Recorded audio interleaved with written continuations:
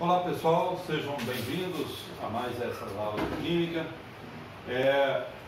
Eu vou começar revisando essa questão dos ácidos fortes e bases fortes, que isso é de fundamental importância para que vocês entendam realmente a hidrólise.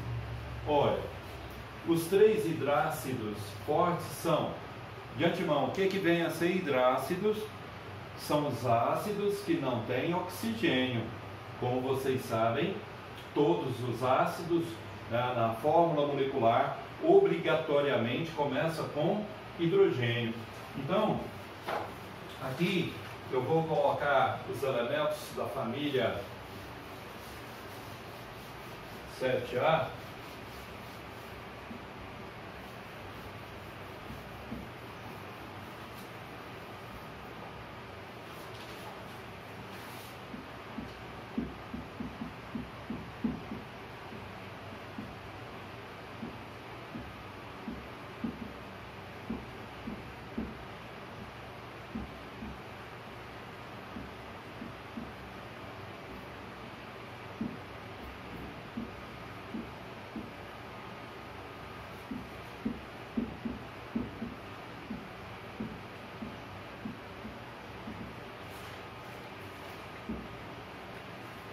Olha, então, família 7A, flúor, claro, Brasil inicia ataque, flúor, cloro, bromo, iodo e astato. Olha, o flúor é moderado, HF moderado. Logo, esses três próximos aqui são os ácidos fortes, tá bom? Então, ó, cloro, ácido clorídrico, ácido bromídrico e ácido iodídrico, são os três fortes. Isso em relação aos hidrácidos. Em relação aos oxiácidos, que são aqueles que possuem oxigênio. Para você saber essa questão da força, você subtrai o índice do oxigênio menos o índice do hidrogênio. Se der 2, que é o nosso caso, é um ácido forte. Se der 3 também é forte. Só que alguns livros trazem muito forte. Em relação às bases, as bases fortes são as bases da família 1A e 2A, com exceção dessas duas primeiras aqui, ó. Então, para você entender a base, aqui não é uma base, mas geralmente ela não aparece, né? Ó.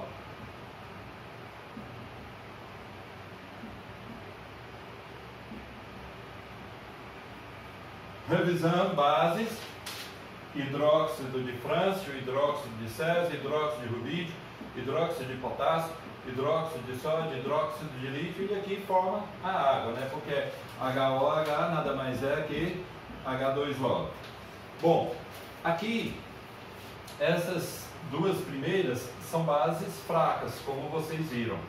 Todas as demais, essas aqui que eu listei, daqui até aqui, são bases fortes. E daqui também até aqui, ó. A questão é: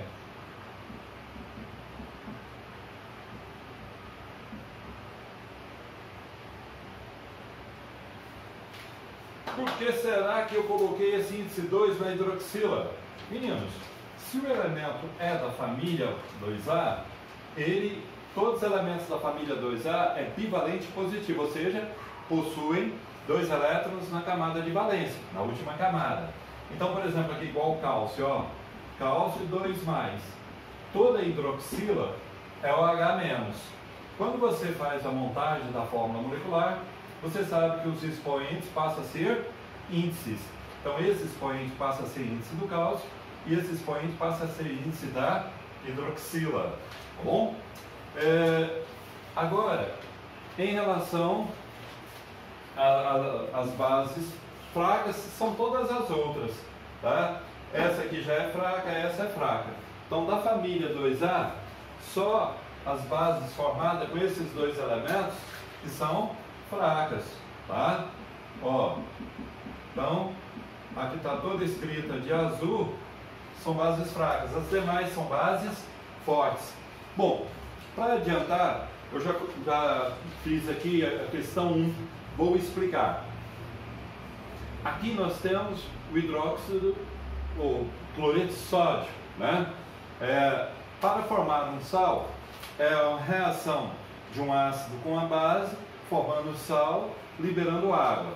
Bom, aqui eu não vou me preocupar muito com a questão da equação química, porque para análise de hidrólise salina, isso não vem ao caso, né? Na teoria, eu coloquei as equações químicas, né, de decomposição. Lá está o sal mais água, né, produzindo base mais ácido. Bom, então, sempre com o primeiro elemento químico, você coloca hidroxila, vai formar base. Com o segundo elemento químico, né, vai colocar o hidrogênio para formar um ácido. Então, o exercício 1 diz o seguinte: o caráter das soluções resultantes da hidrólise dos sais NaCl, né, que é o primeiro, que é o sal de cozinha, NaHCO3, usado como fermento, e o NH4NO3, usado na fabricação de fertilizantes, respectivamente. Então ele quer saber o caráter. Meninos, como eu disse, com o primeiro elemento aqui no caso, nem sempre é o primeiro, vocês vão ver mais para frente. Você insere a hidroxila. Nesse caso, né, vai ser NaOH, que está aqui, ó, classificado como base forte.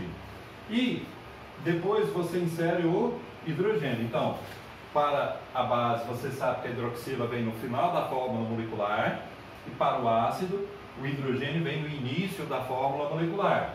Então ficou HCl, né? Então, como vocês podem ver, HCl é um ácido forte. Então, na questão do caráter das hidrólises salinas é o seguinte: quando os dois são fortes ou os dois são fracos, o caráter é neutro. Quando o ácido é forte e a base é fraca, o caráter é ácido, ou seja, aquele forte puxa o caráter para ele. Quando a base é forte e o ácido é fraco, o caráter é básico, tá bom? Isso já foi explicado anteriormente. Isso é de suma importância para vocês entenderem bem a resolução desses exercícios. Então, né, porque os dois são fortes, o caráter é neutro. Depois, né, NaOH. Novamente, NaOH é uma base forte. Acontece que aqui já tem um hidrogênio, olha só, HCO3. Você insere o outro H, vai ficar o quê? H2CO3, né? Que é um ácido fraco. Por quê? 3 menos 2, 1. 1 é moderado, 0 fraco. 2 e 3, o resultado 2 e 3 é ácido forte. Então, base forte e ácido fraco, o caráter é daquele forte, que é básico ou alcalino. Vocês sabem que o básico é sinônimo de alcalino. Depois, NH4, mas por que não é só o nitrogênio? Olha, NH4 é a amônia. Então, a gente tem que familiarizar com isso. Você insere a hidroxila, fica hidróxido de amônio, que é uma base fraca. Insere o hidrogênio aqui no NO3, né, vai ficar um ácido forte. Por quê? Ah, mas ele não está lá na lista dos fortes, cuidado. Aqui são os hidrácidos, que são os ácidos que só tem, ou que não tem oxigênio. Porém, aqui é um oxiácido, né, um ácido que tem oxigênio. Toda vez que for oxiácido, para você saber a força, você tem que lembrar que você vai subtrair o índice do oxigênio menos o índice do hidrogênio. Se der 2 ou 3, é um ácido forte. Então, base fraca, ácido forte, caráter ácido. Portanto, meninos, a alternativa correta é a letra A. Bom, espero que vocês estejam entendendo. Então, eu vou apagar só a questão 1, deixar os resuminhos no quadro, para ficar mais fácil para vocês acompanharem.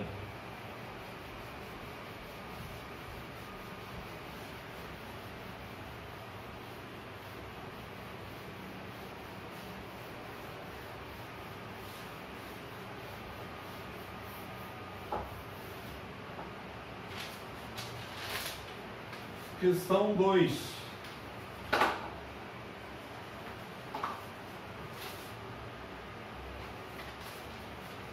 A questão 2 diz o seguinte: quando sais isocianeto de potássio, HCN,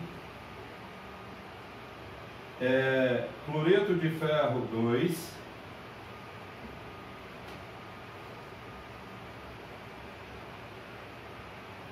sulfeto de lítio,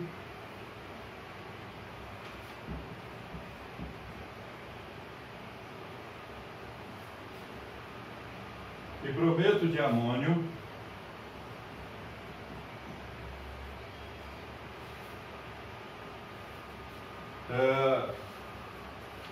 são adicionados em recipientes diferentes. Olha, aqui eu estou observando que eles cometeram um erro. Eles colocaram brometo de amônio e na fórmula colocou cloreto de amônio. Brometo é formado com bromo.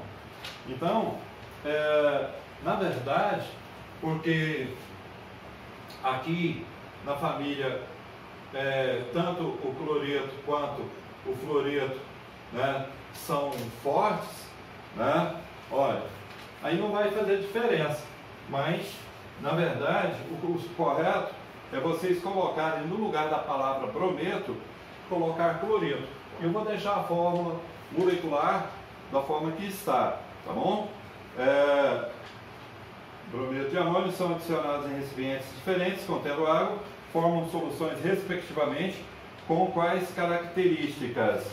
Olha, então o esqueminha é o mesmo que vocês já estavam vendo anteriormente.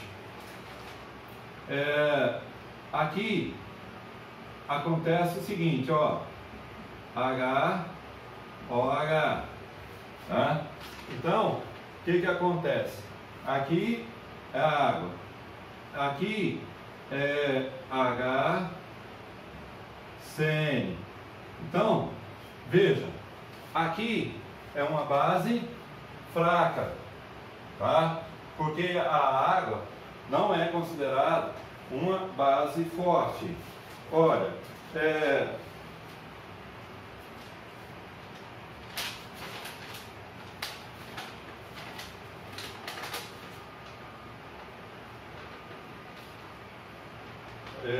na verdade, aqui não é H não, desculpa gente, é K.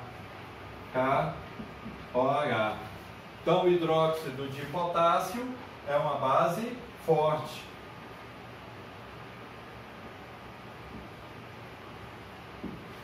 O HCN, como vocês podem ver, ele é um ácido fraco, porque ele não está na relação desses três hidrácidos, tá bom? Ácido fraco. Então, o que é forte, né? Já que um é forte e outro é fraco, o que é forte é que está o caráter. Caráter básico.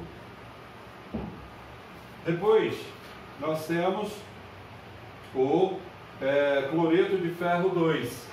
Por que será que é de ferro 2? Olha, se o índice aqui é 2, esse índice veio do expoente do ferro, né? Aí a gente coloca de ferro 2 ou ferroso. O menor deles recebe a terminação oso. O maior deles recebe a terminação ico. Se aqui fosse FeCl3, aí seria cloreto de ferro 3 ou cloreto férrico, tá bom? Bom, então FeOH, hidróxido de ferro. Como vocês observam, o ferro não consta aqui na família 1A nem 2A. Então é uma base fraca.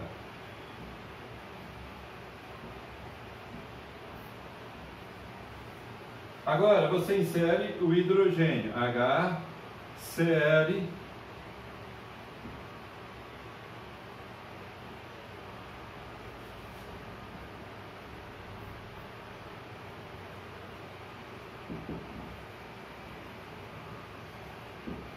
Olha, base fraca, ácido forte, caráter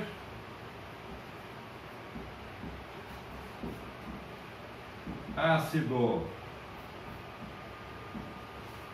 Tudo bem? Agora, esse aqui, L-I-O-H, né? E depois, olha, L-I-O-H consta aqui, ó, como uma base forte.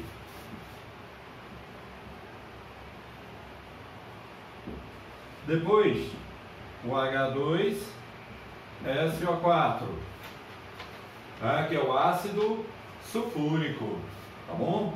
Olha, 4 menos 2, 2, ácido forte.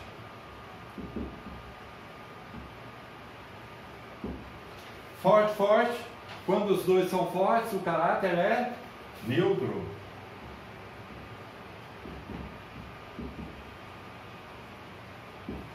De novo, quando os dois são fortes, os dois são fracos, o caráter é neutro. Agora, NH4OH, que é uma base fraca, e HCl, né? O ácido clorídrico é um ácido forte. Então, o que é forte e o outro é fraco, puxa o caráter para ele, né? Então aqui vai ficar caráter ácido. Alguns livros não trazem com a palavra caráter, e sim hidrólise. Hidrólise ácida, hidrólise básica, hidrólise neutra, sem problema. Aqui é porque geralmente os exercícios estão mencionando, né, com caráter, né? Portanto, básico, ácido, neutro e ácido é a alternativa D. Ok, meninos? Fotografa aí para a gente ir para frente.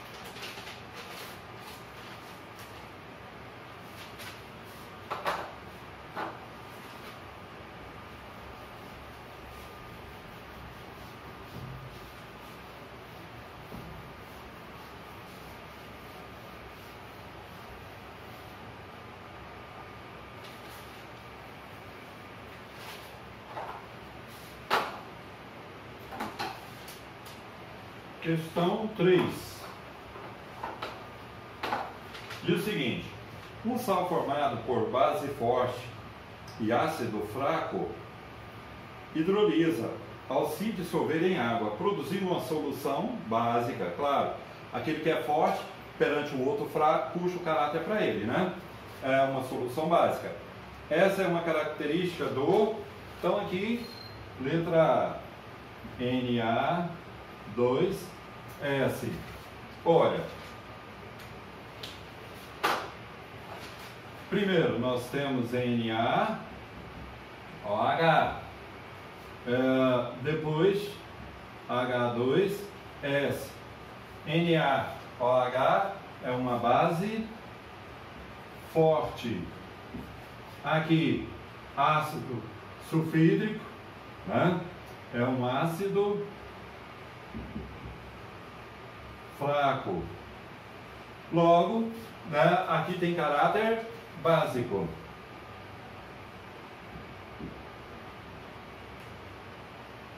Básico ou alcalino, que é o que o exercício pede, né? Um sal formado por base forte e ácido fraco, né, hidrolisa ao se dissolver em água, produzindo uma solução básica. Essa é uma característica do, né? Então, Na2S. Portanto, letra A. Na verdade, não há nem necessidade de resolvermos os demais, né? Podemos ganhar tempo aí. Eu espero que vocês tenham entendido isso aí. Meninos, em relação ao nosso conteúdo, né, tá bem adiantado, praticamente finalizou. Só tem mais umas coisas para frente que é assim, praticamente não é cobrado em provas de vestibular e Enem. Eu não vou, né, fechar todos os conteúdos do segundo ano, falta pouquinho, se vocês olharem vocês vão observar isso. Eu vou começar um conteúdo que vocês não viram o ano passado, que é de muita importância, que é estequiometria ou cálculo estequiométrico. Está na página 267, tá bom? Então, beleza. Bom, meninos, creio que vocês já tenham ouvido falar nessa matéria, estequiometria, mais popularmente conhecido como cálculo estequiométrico. Né? Está no final do livro, né, do bloco de primeiro ano, porque tem uma complexidade maior. Não que seja tão difícil assim.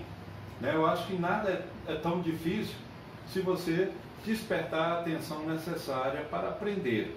Né? Então, imagina, quem construiu a Torre de Dubai, né? Os operários e engenheiros que construíram a Torre de Dubai, com 826 metros de altura. Imagina a complexidade disso. Mas por ser conhecedores do assunto, por dedicar muito àquela profissão, né, se tornou fácil para eles. Bom, o cálculo das quantidades das substâncias envolvidas em uma reação química. Então nós temos não só a fórmula percentual, também tem a fórmula mínima, né? Então vocês vão ver outras posteriormente.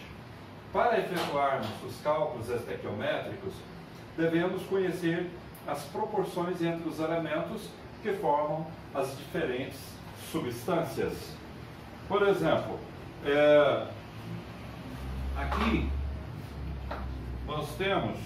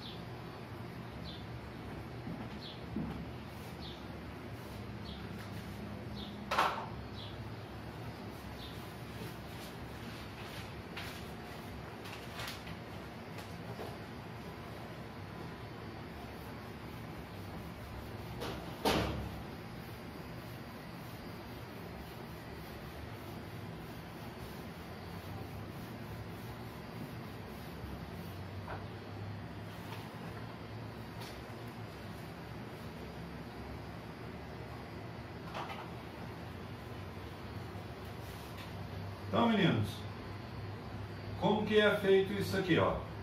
A fórmula, a massa atômica é o seguinte, ó. O carbono é 12, como está lá, vezes 1, entre um elemento e o outro é mais, vezes, ou melhor, a massa atômica do hidrogênio é 1, vezes 4. Massa atômica, onde que eu acho isso? Lá na tabela periódica.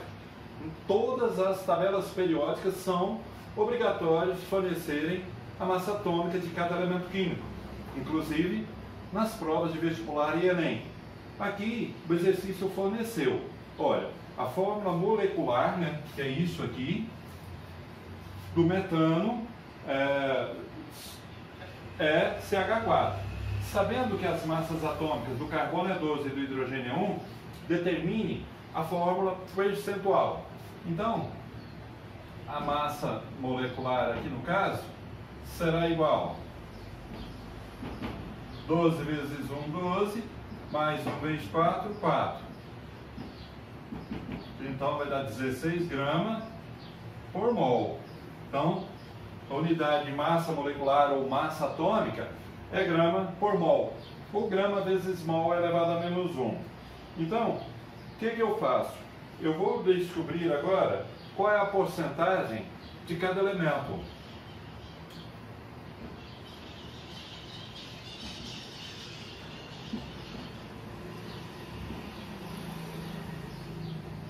Veja, a percentagem do carbono. Eu sei que 16 gramas corresponde a 100%, certo? Agora, a massa atômica só do carbono é 12. Então, 12 gramas de carbono corresponde a X. Então, de novo, 16 gramas corresponde à molécula inteira, que é 100%. Sempre, né, o resultado corresponde com 100%. E como ele quer a porcentagem de cada elemento, e a massa atômica do carbono é 12, né, a massa molecular dele é 12, por isso que eu coloquei 12 gramas aqui, ó, 12 gramas por mol. Multiplicando cruzado, eu tenho 16x é igual a 12 vezes 100, 1.200.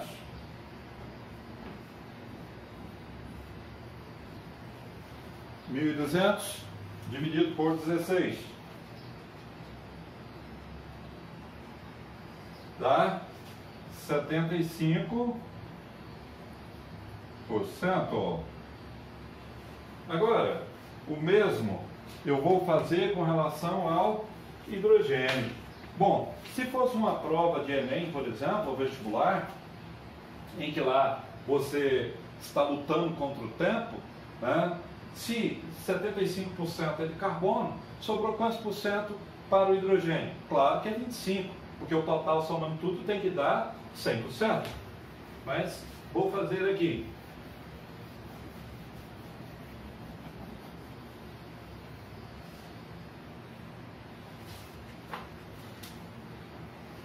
O hidrogênio, né, nós temos 16 gramas, corresponde a 100%. Então, percentagem do hidrogênio. E, como a massa do hidrogênio é 4 gramas corresponde a X. 16x é igual a 400. X é igual a 400 dividido por 16, que dá 25, mas vou conferir.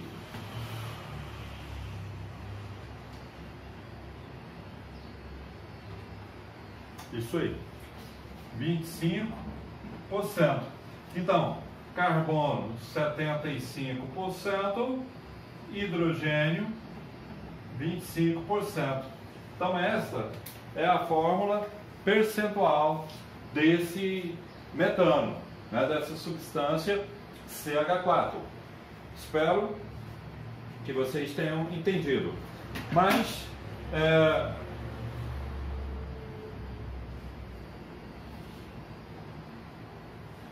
eu vou fazer um outro aqui.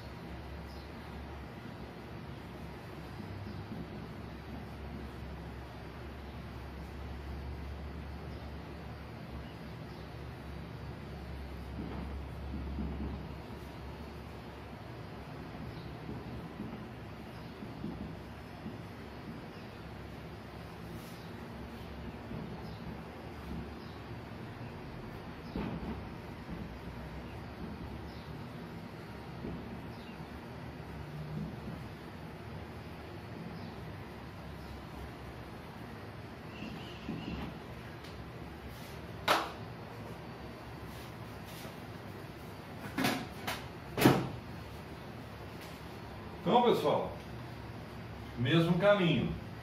Eu vou achar primeiro a massa molecular da substância, né, e de cada elemento. Então, o exercício forneceu, né, essas massas. Veja,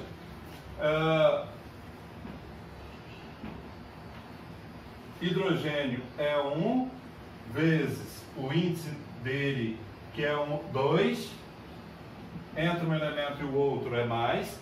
O enxofre é 32 vezes o índice dele, que é 1, mais o oxigênio, que é 16 vezes o índice dele, que é 3. Ok? Então, fazendo primeiro a multiplicação, né? Aqui está o hidrogênio, aqui está o enxofre, aqui está o oxigênio. 2 mais 32 mais 48.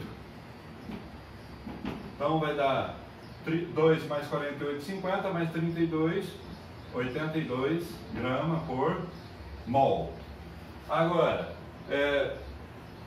percentagem do hidrogênio. Vou escrever a palavra não para ganharmos tempo. 82 gramas corresponde a 100%. Como em relação ao hidrogênio é 2 gramas corresponde a X. Então o X sempre vai ficar debaixo do 100%, sempre. Multiplicando cruzado, 82x é igual a 200.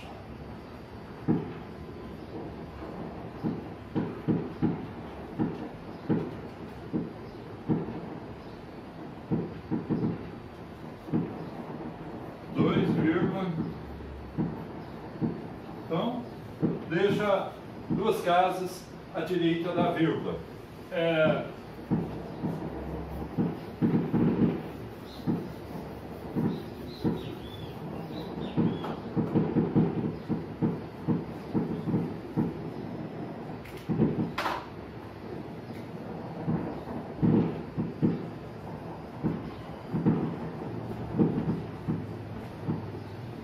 Então, o que acontece? 82 gramas corresponde a 100%.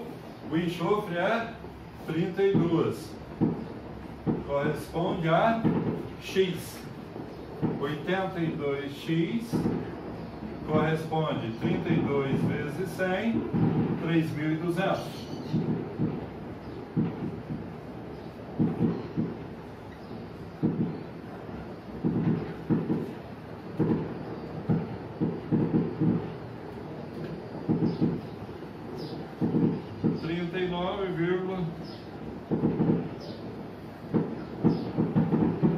Agora, a percentagem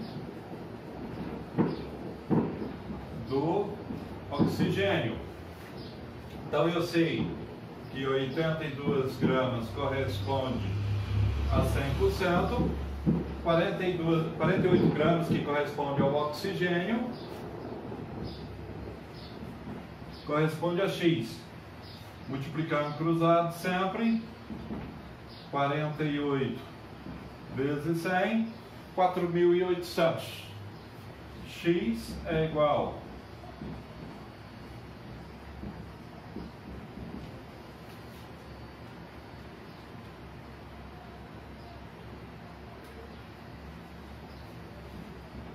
58%. Então, a minha fórmula vai ser o quê? Olha, H é 2,43%,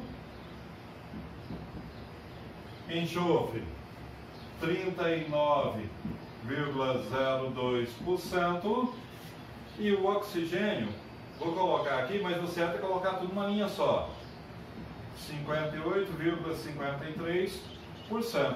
Então esta é a nossa fórmula percentual do ácido sulfuroso. Então, para fechar, uma mensagem. Tá vendo? Meus canudinhos estão lá ainda de boa. A fé e a esperança. Por maior que seja a dificuldade pela qual esteja passando, não desanime.